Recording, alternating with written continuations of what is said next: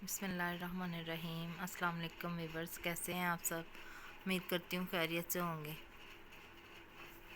आज हमने नावल पढ़ना है लिख फिर से तो नसीब मेरा। जैसे कि आपको पता है कि हमने पहले इसकी 8 एक साथ पढ़ ली हैं, तो आज हमने पढ़नी है किस्त नंबर 9 जो कि सईदा ने लिखा है। इससे पहले कि मैं अपना नावल स्टार्ट करूँ, आपने मेरे चैनल को सब्सक्राइब करना है लाजमी, और कमेंट करना है और शेयर करना है। प्लीज़ मेरे चैनल को ज़्यादा से ज़्यादा सब्सक्राइब कर दिया करें, इससे मेरी ज़रा हौसला अफजाई हो जाती है और मैं आपके लिए अच्छे अच्छे नावल पढ़ूं, इसलिए आपने मुझे सब्सक्राइब लाजमी करना है। तो चलें अब हम नावल पढ़ते हैं। मुझे माफ़ कर दें डैड, मामा मुझे नहीं पता था वो चली ही जाएगी। मैं माफ़ी मांगता हूँ, माफ़ कर दें। खुदा का वास्ता। वो अपने माँ बाप के आगे इनके पैर पकड़कर माफ़ी मांग रहा था। सकीना इससे बोलें चले जाए, मेरी बच्ची को गए महीना हो गया। इसकी वजह से, इस मनहूस औलाद की वजह से इसने मुझे मेरे भाई के सामने शर्मिंदा कर दिया। शयान साहब ने सफ़वान पर गुस्सा होते हुए कहा, मेरा कलीजा चीर दिया तुमने सफ़वान। मुझे अंदाज़ा नहीं था मेरी औलाद अपने हवस के लिए एक यतीम की ज़िंदगी बर्बाद कर देगी।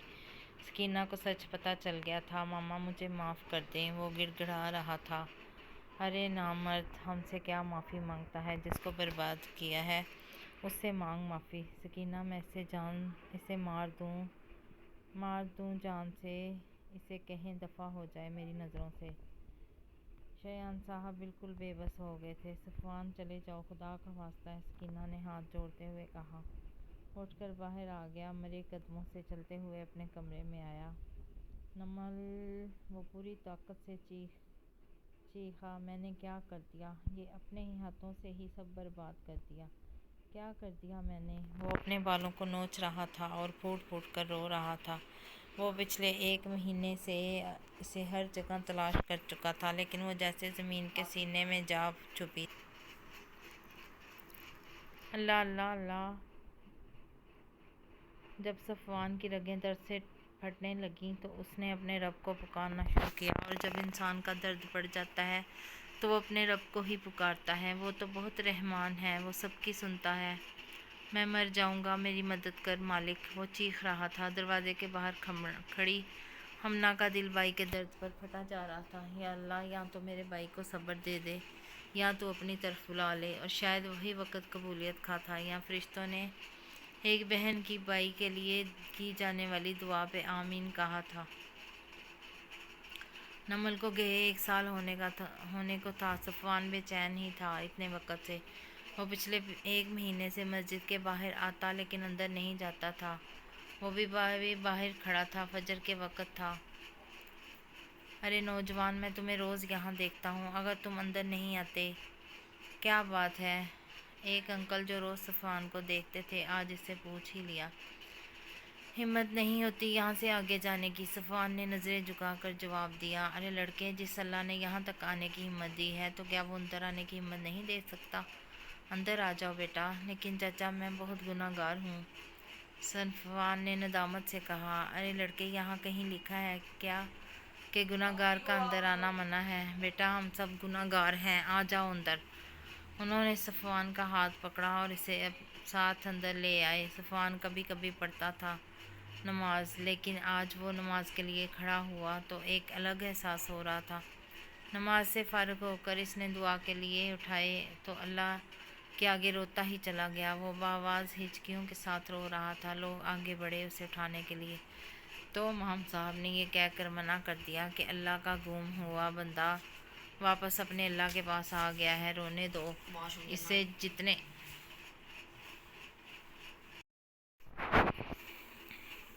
अल्लाह का गुम हुआ बंदा वापस अपने अल्लाह के पास आ गया है, रोने दो इसे। जितने आंसू बहेंगे इतने ही इसके गुनाह धुलेंगे।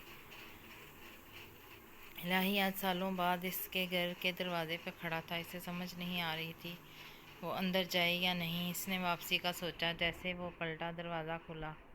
कैसा मेहमान है, मेज़बान से मिले बिना ही वापस जा रहा है। तभी इसके कानों में शाफिया की आवाज़ आई। इसने पलट कर देखा तो वो तो कोई अलग ही इंसान था। चेहरे पे नबी की सुन्नत, शलवार कमीज़ में वो बहुत ही खूबसूरत लग रहा था। 1 मिनट, तू तू जी, मैं शफ़े इलाही का جملہ شفا نے مکمل کیا۔ یار صفوان شفا کے گلے لگ گیا۔ دونوں 4 سال بعد ایک دوسرے کو دیکھ رہے تھے۔ اندر آ جا، وہ اسے لے کر اندر آیا۔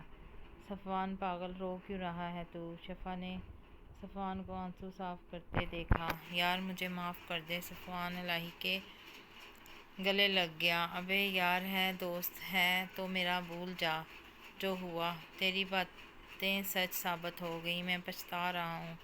وہ نظریں جھکا کر بیٹھا ہوا تھا۔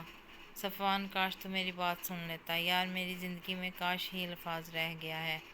تجھے پتہ بھی ہے کیا کیا ہوا ہے ان 4 سالوں میں میرے ساتھ؟ صفوان نے اپنی ساری داستان اس کے آگے رکھ دی۔ اور تجھے پتہ میں بہت بہت زیادہ تھک گیا ہوں اس زندگی سے، اس رب کی امید کی وجہ سے زندہ ہوں۔ صفوان میری بات کا برا مت ماننا، لیکن تیرا یہ اپنا کیا دھورا ہے۔ برا کیوں مناؤں گا یار، یہ مجھے بھی پتہ۔ یار تو بتا کیسا ہے؟ میں تیرے سامنے ہوں، شفا نے مسکرا کر جواب دیا۔ دونوں کافی دیر باتیں کرتے رہے۔ وقت تہجد کا تھا، فضا میں ایک خاموشی تھی۔ غافل لوگ سو رہے تھے اور اللہ سے مانگنے والے جھولی پھیلائے مانگ رہے تھے۔ وہ بھی ان مانگنے والوں میں سے ایک تھا۔ مسجد میں بیٹھا وہ رب کے آگے ہاتھ اٹھائے بڑی شدت سے مانگ رہا تھا۔ آنسوؤں سے چہرہ تر تھا۔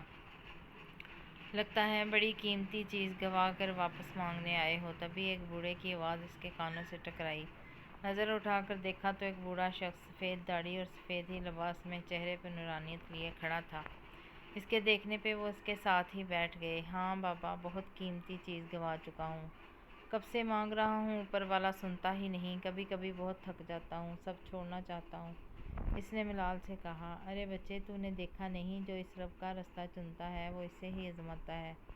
اور کیسے ہو سکتا ہے کہ کوئی رب کا راستہ چنے اور وہ آزمایا نہ جائے؟ کبھی دیکھا ہے سونا آگ میں جلے بنا کندن بن گیا ہو؟ تپش تو سہنی پڑتی ہے نکلنے کے لیے۔ انہوں نے اس کے کندھے پر ہاتھ رکھتے ہوئے ہلکی سی مسکان کے ساتھ کہا۔ لیکن میں نے اپنے رب کے ساتھ ساتھ اس کے ایک بہت نیک بندے کو بہت ناراض کیا ہے۔ لگتا ہے اس نے میری شکایت رب سے کر دی ہے اور اب وہ بندہ کہیں کھو چکا ہے۔ اس نے آنکھوں سے بہتے آنسوؤں کو اپنی ہتھیلی سے صاف کرتے ہوئے کہا۔ بچے، اس رب کو راضی کرنا بہت آسان ہے۔ وہ تجھے بس سچی توبہ چاہتا ہے۔ وہ تو رحمان ہے، رحیم ہے، اسے تو معاف کرنا سب سے زیادہ پسند ہے۔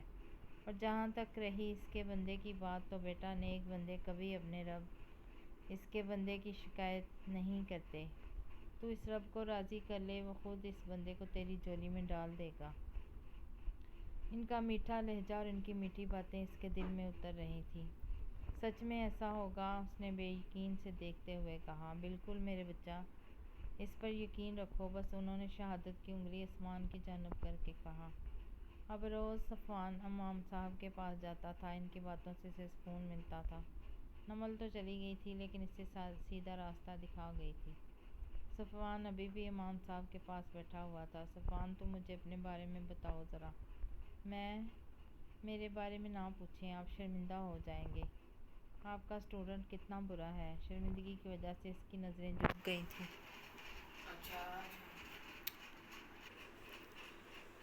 کتنا برا ہے؟ شرمندگی کی وجہ سے اس کی نظریں جھک گئی تھیں۔ میرے بچے، ابھی میں تمہارا استاد نہیں، دوست ہوں۔ بتاؤ۔ صفوان نے اپنی زندگی کتاب امام صاحب کے سامنے کھول کر رکھ دیا۔ امام صاحب، میں ایک ایسا انسان ہوں جس نے راستے کی رنگینیوں سے متاثر ہو کر منزل کی پرواہ کیے بغیر ان پر چلتا رہا، اور جب منزل کی حقیقت مجھ پر واضح ہوئی تو میں نے خود کو اکیلا پایا۔ اس کی آنکھوں سے آنسو بہہ رہے تھے۔ میرے بچے، اللہ نے تجھے اپنے پاس بلانے کے لیے اس دل کو توڑا۔ انہوں نے اس کے سینے پر ہاتھ رکھ کر کہا۔ مطلب یہ، جب اسے کسی کو اپنے پاس بلانا ہوتا ہے یا اسے خود سے قریب کرنا ہوتا ہے نا، تو وہ بندے کو تنہا کر دیتا ہے، اس کا دل توڑ دیتا ہے تاکہ وہ اپنے بندے کو خود سے قریب کر سکے۔ امام صاحب کی باتیں اس کے دل میں اتر رہی تھیں۔ ارے شفا بھائی، آپ اچانک؟ وہ اس سے ملنے آیا تھا۔ نمل، جاؤ، عبایا پہن کر آؤ، کہیں جانا ہے۔ مگر کہاں؟ تم جاؤ تو۔ شفا نے زبردستی اندر بھیجا۔ تیار ہونے کچھ دیر بعد آئی تو اسے اپنے ساتھ لے کر نکلا۔ بتائے تو، کہاں لے کے جا رہے ہیں؟ اچانک شفا کے لینے آنے پر وہ پریشان ہو گئی تھی۔ जब पहुँचेंगे तो पता चल जाएगा। शफा ने अपने घर के आगे कार रोकी। आप मुझे अपने घर क्यों लेकर आए हैं? अरे बहुत सवाल करती हो, चलो अंदर। वो इसे अपने साथ अंदर ले आया। तो यार मुझे यहाँ अकेला बैठा कर कहाँ चला गया था? इसने जैसे शफा को अंदर आते देखा तो कहा, और ये कौन है? इसने शफा के साथ नकाब में मौजूद लड़की को देखकर कहा, आप मुझे इसलिए लेकर आए थे, मुझे वापस लेकर चलें। वो सफ़वान को देखकर हैरान हो गई थी। ये नम। इसने जैसे आवाज़ सुनी वो पहचान गया। सफ़वान तेज़ी से आगे बढ़ा और इसका नकाब हटाया। शिफा, ये मेरी नमल है। वो हंस रहा था, खुशी से आंखों से आंसू बह रहे थे। सफ़वान इसके चेहरे को छू कर देख रहा था, कहीं वो ख्वाब तो नहीं देख रहा। तुम दोनों को इस तरह मैं तड़पता हुआ नहीं देख सकता था, इसलिए मैं बाहर जा रहा हूँ। अपनी ज़िंदगी का आखिरी फ़ैसला कर लो। शफा कहकर चला गया था। तुम क्यों चली गई थी? सफ़वान ने इससे बेख्तियार गले लगा लिया। गिला किया। वो बस बुत की तरह खड़ी थी। तुम्हें पता है मैं कितना रोया था, कितना तड़पा था। तुम मुझे सज़ा दे देती, लेकिन छोड़कर तो नहीं जाती। सफ़वान रो रहा था। आप दूर हटे। नमल ने इसे दूर किया। आपको नहीं पता मैं क्यों गई छोड़कर? नहीं मालूम। मेरी ज़िंदगी बर्बाद करके। कितने आराम से कह रहे हैं आप क्यों गई? नमल, खुदा गवाह है, तुम्हारे जाने के बाद मैंने बहुत लंबी सज़ा काटी है। मैं मानता हूँ मैं तुम्हारा मुजरम हूँ।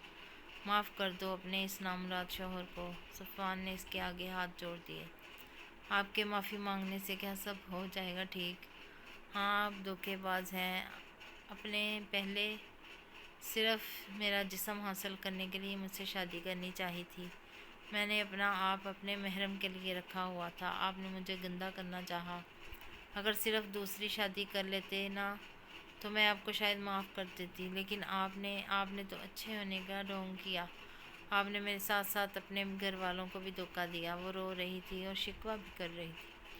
मुझे माफ़ कर दो नमल, मैं जानता हूँ ये सब मैंने किया, लेकिन तुम्हारे जाने के बाद मुझे एहसास हुआ। प्लीज़ मुझे माफ़ कर दो। वो हाथ जोड़कर माफ़ी मांगता रोता हुआ घुटनों के बल बैठ गया। आपने जैसे पहले अच्छे होने का नाटक किया था, क्या पता अभी भी कर रहे हों। नमल, मुझसे कुरान उठा लो, मैं सच कह रहा हूँ। सफ़वान नमल की बात पे खड़ा हो गया। मुझे नहीं है आप पर यकीन, नमल ने कहा और बाहर जाने लगी। नमल, मुझे सज़ा दे दो, मुझे तुम्हारी हर बात कबूल है, बस मुझे दोबारा छोड़कर मत जाओ। सफ़वान ने इसका हाथ पकड़कर रोक लिया। अच्छा तो ठीक है, कबूल है मेरी हर बात, तो मुझे आज़ाद कर दें अपने नाम से। नहीं, तलाक दे दें मुझे, नमल ने चीख कर कहा। ये मैं नहीं कर सकता। अगर तुम चाहती हो तुम्हारी जान मुझसे छूट जाए तो मेरे मरने की दुआ करो। ठीक है, नहीं छोड़ सकते तो जाने दे मुझे। नमल हाथ छोड़कर मैं गेट से बाहर निकल गई। गेट के बाहर ही शफा खड़ा था। क्या हुआ सफ़वान? नमल रोड तक आ गई थी और दिल में दुआ कर रही थी, मेरे मालिक, औरत हूँ, क्या करूँ, अपने शौहर कैसे नहीं देख सकती।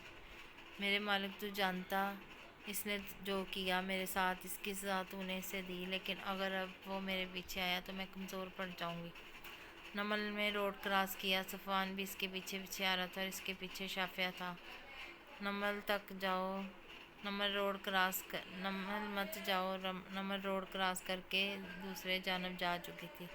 सफ़वान इसके पीछे पीछे रोड क्रॉस कर रहा था। सफ़वान इसके जानब देख रहा था, वो भी रोड के दरमियान में ही था। सफ़वान हट, शिफा चीखा। इसकी आवाज़ पे नमल भी मुड़ी, लेकिन जब तक सफ़वान हटता तब तक गाड़ी से मारकर आगे जा चुकी थी। सफ़वान खून से लथपथ रोड के दरमियान में पड़ा था। नमल को सफ़वान बस यही लफ्ज़ सुनाई दे रहे थे, अगर तुम चाहती हो तुम्हारी जान मुझसे छूट जाए तो मेरे मरने की दुआ करो। नमल भागती हुई सफ़वान तक गई, इसका सर अपने गोद में लिया, इसका हाथ थामा। नहीं जाओ मुझे छोड़कर। सफ़वान अभी भी यही कह रहा था, नहीं नहीं, मैं कहीं नहीं जा रही आपको छोड़कर। सफ़वान, शफ़िया भाई जल्दी कुछ करें। नमल सब भूल गई थी, बस याद था तो यही कि सफ़वान। लोग भी जमा हो गए थे। लोगों की मदद से शफ़ा ने सफ़वान को कार में लिटाया। नमल सफ़वान का सर अपनी गोद में रखे, इसके सर ने बने वाले खून को रोक रही थी। सफ़वान की आंखें खुली हुई थी, वो बस इसे ही देख रहा था। नमल ने सफ़वान की आंखों में देखा, क्या कुछ नहीं था इनमें। پلیز جلدی چلے، نمل گاڑی اور تیز چلنے کا کرایہ رہی تھی۔ پریشان مت ہو، کچھ نہیں ہوگا میرے بھائی کو۔ شفا جتنی تیز ہو سکتا تھا گاڑی چلا رہا تھا۔ شایان صاحب سکینہ اور ہمنا شفا کے بتانے پہ بھاگے بھاگے ہسپتال پہنچے تھے۔ انہیں آئے ابھی تھوڑا ہی وقت ہوا، تبھی ان کی نظر سامنے سے آتی نمل پر پڑی۔ ہمنا نے اسے سب سے پہلے دیکھا۔ شایان صاحب اور سکینہ کا رخ دوسری جانب تھا۔ امی، ہمنا نے سکینہ کا کندھا ہلایا۔ سکینہ، شایان صاحب دونوں مڑے تو حیران رہ گئے۔ نمل، السلام علیکم۔ نمل نے سلام کیا۔ میری بچی۔ سکینہ نے اسے جلدی سے گلے لگایا۔ نمل، کہاں چلی گئی تھی تم؟ سارا نہیں سوچا ہمارا؟ شایان نے شکوہ کیا۔ نمل سب سے ملی۔ میں آپ لوگوں کو سب بتاؤں گی۔ آپ لوگ ابھی صفوان کے لیے دعا کریں۔ سب پریشان اوپر والے سے دعا میں مصروف تھے۔ تبھی ڈاکٹر آئے۔ کیا ہوا ڈاکٹر؟ میرا بیٹا ٹھیک تو ہے؟ شایان صاحب بھاگتے ہوئے آگے آئے۔ دیکھیں آپ کا بیٹا اب خطرے سے باہر ہے، لیکن کار نے بہت زور سے ہٹ کیا تھا، جس کی وجہ سے اس کے پیر کی ہڈیاں کافی جگہ سے ٹوٹ گئی ہیں اور سر پہ بھی چوٹ لگی تھی، لیکن وہ شکر ہے زیادہ گہری نہیں تھی۔ ابھی وہ غنودگی میں ہیں، ہم انہیں روم میں شفٹ کر دیں گے۔ آپ لوگ مل سکتے ہیں پھر، لیکن اس کے پیر ٹھیک تو ہو جائیں گے؟ شفا نے کہا۔ دیکھیے، ہم سے جو ہو سکتا تھا ہم نے کیا، لیکن ہو سکتا ہے وہ ٹھیک بھی ہو جائے، اور نہیں بھی انہیں ویل چیئر یوز کرنی ہوگی، کیا پتہ تھوڑے دن یا ساری زندگی بھی۔ ڈاکٹر کی اس بات پہ سب کا دل بیٹھ گیا۔ میرے مالک، سکینہ تو وہیں گر گئی۔ نمل نے انہیں جلدی سے پکڑا۔ یقین رکھیں اللہ پر، وہ ٹھیک ہو جائیں گے، نمل نے کہا۔ صفوان کو روم میں شفٹ کر دیا گیا تھا۔ سکینہ، ہمنا اور شایان صاحب روم میں تھے، نمل باہر ہی تھی۔ نمل، تم نہیں جاؤ گی اندر؟ شفا نے کہا۔ بھائی، مجھ میں ہمت نہیں جانے گی۔ کیا میں ان کو صرف اس لیے معاف کر دوں کہ وہ اس حال میں ہیں؟ بتائیں نمل، اللہ جب معاف کر دیتا ہے تو ہم انسان کیوں نہیں؟ نمل، میں یہ نہیں بولوں گا، تم اسے معاف کر دو۔ معاف کرنا نہ کرنا تمہارا فیصلہ ہے۔ بھائی، میں جانا چاہتی ہوں، آپ صفوان کے پاس رکیں، میں خود چلی جاؤں گی۔ وہ شفا کو بولنے کا موقع دیے بنا تیزی سے باہر چلی گئی۔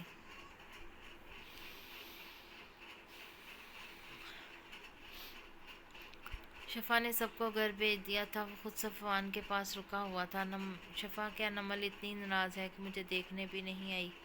صفوان نے چھت کی جانب دیکھتے ہوئے کہا۔ صفوان، میں نے اپنی طرف سے آج کوشش تو کی تھی، لیکن اس کا نتیجہ یہ آیا کہ تو اس حال میں پہنچ گیا۔ ایسا کیا کہہ دیا تھا اس نے جو تو دیوانہ وار اس کے پیچھے بھاگا تھا؟ شفا، وہ مجھ سے طلاق چاہتی ہے، اور تو جانتا ہے میں مرنا قبول کر لوں گا، اسے طلاق کسی حال میں نہیں دوں گا۔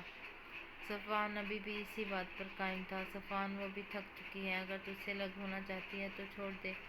میں بھی بہت تھک گیا ہوں، میں اسے اپنے پاس واپس دیکھنا چاہتا ہوں، اس کا ہر درد دور کر دوں گا، لیکن تو سمجھ، میں اسے چھوڑ نہیں سکتا۔ تو اس درد کو دور کرنے کی بات کر رہا ہے جو تو نے خود دیا ہے؟ ہاں پتہ ہے، لیکن تجھے کیسے پتہ تھا وہ کہاں ہے؟ تو اسے کیسے لے کر آیا؟ صفوان کو یاد آیا۔ تو ٹھیک ہو جا پھر بتاؤں گا، ابھی نہیں بتا سکتا میں۔ شفا نے صاف انکار کیا۔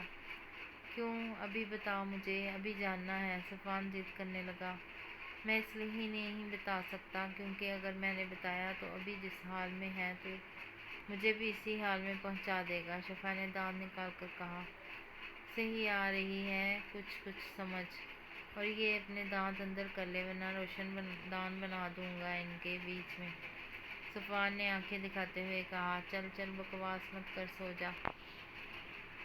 کہاں جا رہی ہو اس وقت؟ وشما نے اسے چادر اوڑھتے دیکھا تو پوچھا۔ بس تھوڑی دیر ٹہل کر آتی ہوں، میں چلتی ہوں نا۔ وشما اٹھنے لگی۔ ارے نہیں، تم آرام کرو، آ جاؤں گی تھوڑی دیر میں، وہ کہہ کر ہاسٹل سے باہر آ گئی۔ وہ خاموش سڑک پہ چل رہی تھی، ذہن الجھا ہوا تھا۔ چلتے چلتے ایک جگہ سر گھٹنے پہ رکھ کر بیٹھ گئی۔ لمحہ ہی گزرا تھا، تبھی ایک فقیر کی آواز آئی۔ پریشان نہ ہو پتر، وہ سب ٹھیک کر دے گا، انہوں نے آسمان کی جانب اشارہ کرتے ہوئے کہا۔ لیکن کب بابا؟ میں بہت تھک گئی ہوں پتر، تھکن کے بعد ہی آرام آتا ہے بچے، جب تو چاہے وہ سب ٹھیک کر دے گا۔